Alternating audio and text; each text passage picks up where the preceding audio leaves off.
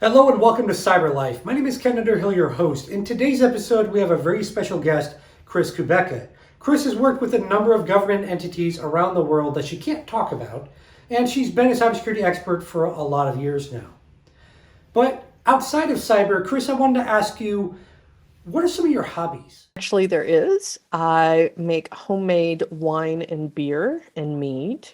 And I love doing it because I love mixing flavors and different types of yeast. So if I want a nice cider, I might use a champagne yeast. If I'm making, and this might sound weird, a tomato wine sherry, it only uses the liquid part of the tomato. I'll add a sherry yeast and age it with chips from sherry casks. And I love to share with friends when we can, again, be in person to do various hacker events. Well, that's very interesting, Chris. I don't know if I would try that tomato wine or not, but maybe the next time we hang out, once all this pandemic stuff is over with, I'll take a taste and we'll see. So, Chris, how did you even get interested in technology and also in cybersecurity?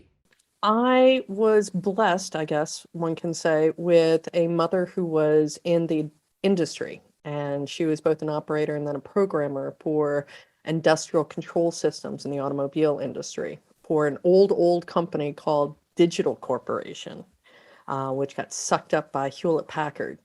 And using the knowledge rather at a young age, I got a bit naughty, as do some of us who have a bit of a naughty streak and aren't emotionally intelligent enough to realize the good and the bad that messing around with digital technology can do. So by the age of 10, I was interestingly busted red-handed in my school library hacking into the FBI with pigtails on a computer system with a modem, war dialing.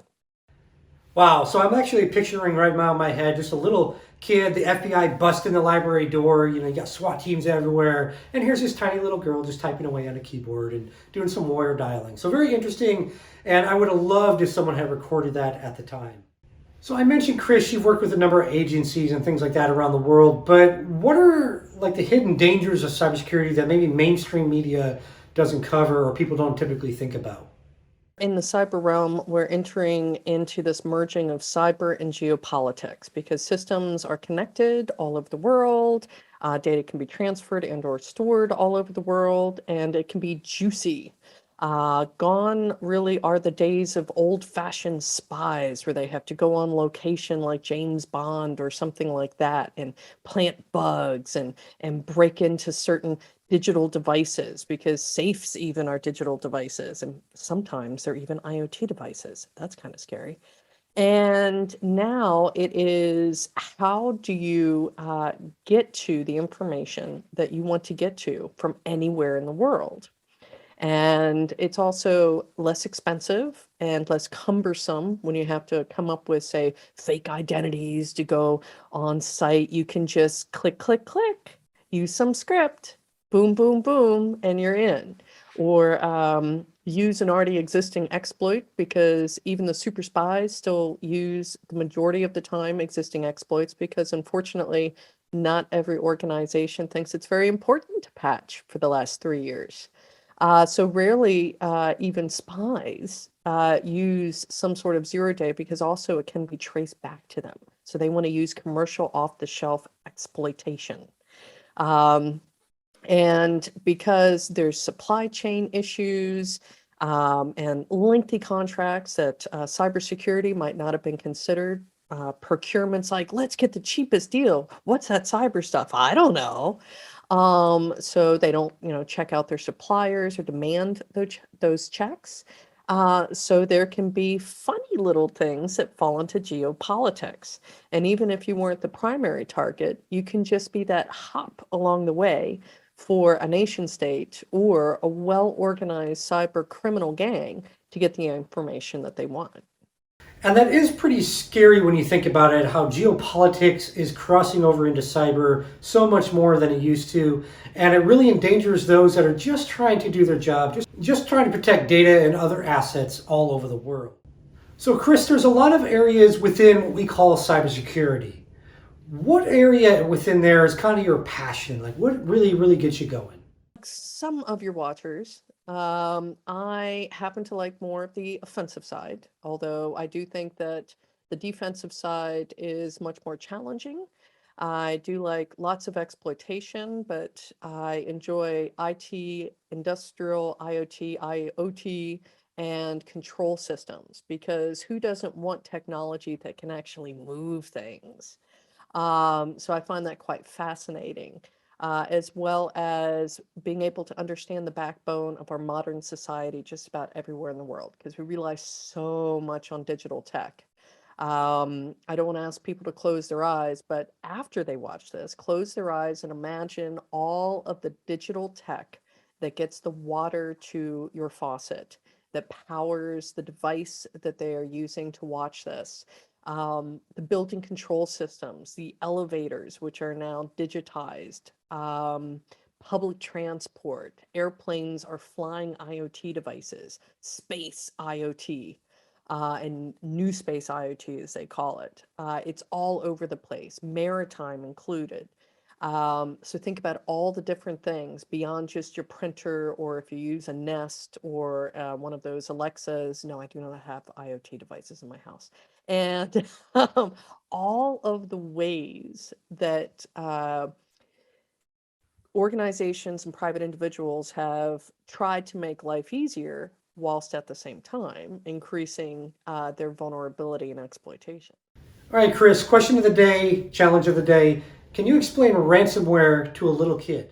A stranger comes into your systems, and which you can think of as your house, and labels certain items as theirs and hides them.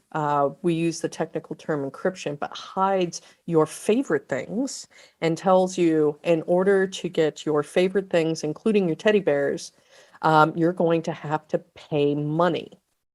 And that's what a ransomware person does, is they hold your favorite objects for ransom. Awesome. So, Chris, if you were a magician, and of course I know you are, but if you were a magician, you had this magical hat, what would you want to pull out of the hat? I think I would pull out a magical way to automatically secure systems without breaking their interoperability. Excellent. And yes, that would really be some magic, Chris, to have that happen. So, Chris, when we're talking about cybersecurity careers and someone watching this episode might be interested in getting their start in cybersecurity, what do you recommend they learn? Should they use free resources? Should they spend a lot of money? What do you recommend? Depend on money and time. Now, if you've got loads of money, go and get some great training from certain training organizations in kind of boot camp style, and also buy all the equipment that you would need to build your own lab, and then take some college courses. Now, not everybody has, I don't know, tens of thousands to do that. So if not, start out with using free virtual machines that you can run on your existing system. There's a lot of freeware, so you don't even have to buy things like Kali or VM Player or other things, or OpenVM. Take a look at the free resources, and there's one I love, Exploit Database, and also Old Apps.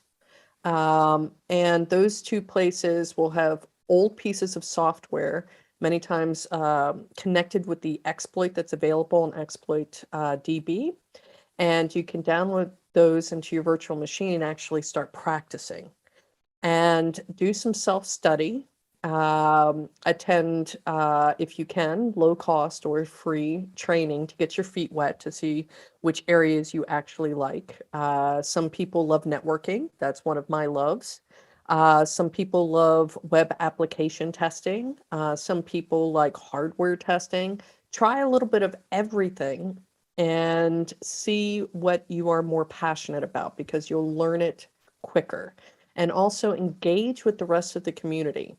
There are some egos in cybersecurity, just like any other field, but many more people seem to be willing to share the knowledge. So if you ask somebody direct questions, hey, I've been looking up this or that. Do you have any opinions on it, or do you think there's better resources? Most people are going to answer you and say, yeah, that's great. Here's a list of resources. Boom, and go through those resources. But talk to people. You don't have to talk to people in person. You don't have to make a phone call, but you can do it over social media. And most people that you contact will be more than happy to engage with you. That's some great advice. Thanks, Chris, for sharing. So when we look to the over the next year, or maybe even the next couple of years in cyber, any predictions at all? Any certain attacks that you think we're going to see more of out there? One of the ways that I've been seeing this kind of go is we're starting to take worldwide privacy more seriously, and privacy is being associated more and more with cybersecurity.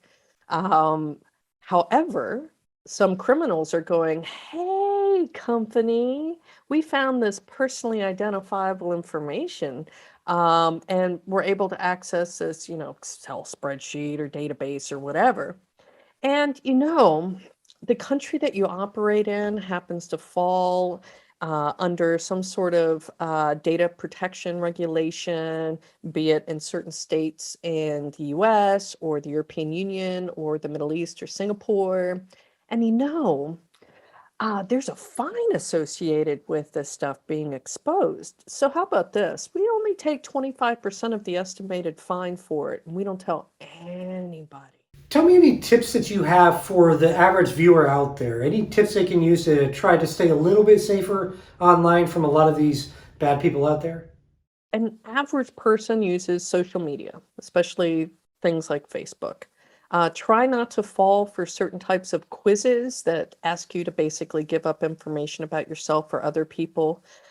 Even things that look quirky, like, oh, your new nickname is your month and day of birth, or something like that. Or go ahead and check this your credit card number to see if it's already been hacked. Don't do that. And try not to give up information about yourself or your loved ones, because it's pretty easy to do that. And not all countries use very strict security. I know that was one of my big complaints, and still is, with the US banking system with these secret questions instead of just two-factor authentication. Try to use two-factor or multi-factor authentication on as many accounts as you can, because that gets rid of a lot of low-hanging fruit. And try not to recycle the same 10 passwords for everything. Get a password manager.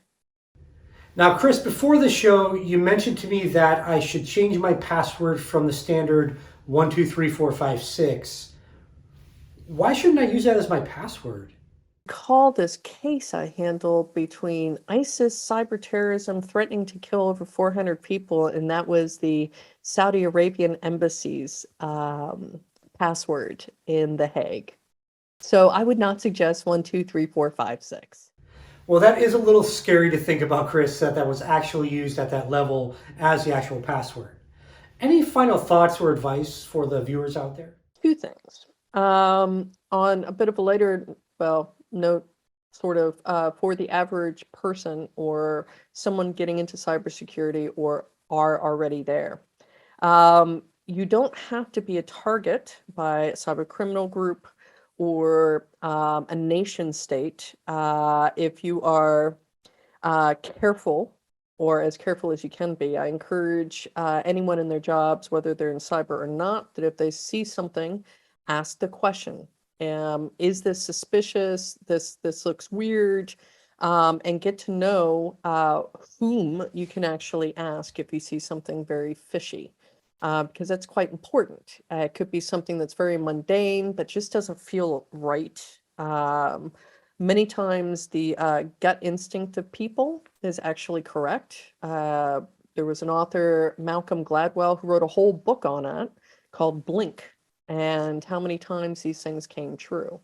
So get to know who you can talk to go, this just doesn't quite seem right. And you never know, many times it'll turn out not to be right, but it's better to ask than to go, oh man, I wish I'd asked, and now, we're in all this trouble. Another thing is if you are concerned about cybersecurity and privacy, um, and you have the time, I definitely encourage anyone listening to contact their legislator at various levels and ask them, hey, how, for example, is the city council securing our data? Many times legislators don't think it's a priority unless someone asks them, especially more than one person. You would not believe how exploitable and vulnerable many smaller local municipalities are that just spill out all of your information and all of your grandma's information, which make them a primary target for cyber criminals. Well, thanks again for coming on the show today, Chris. Really appreciated it. You shared a lot of good information and some interesting stories, especially around the wonderful password that was being used at an embassy. Be sure to follow the Cyber Life over on LinkedIn as well as on YouTube, and you can always check us out at cyberlife.cv. We'll see you in the next episode.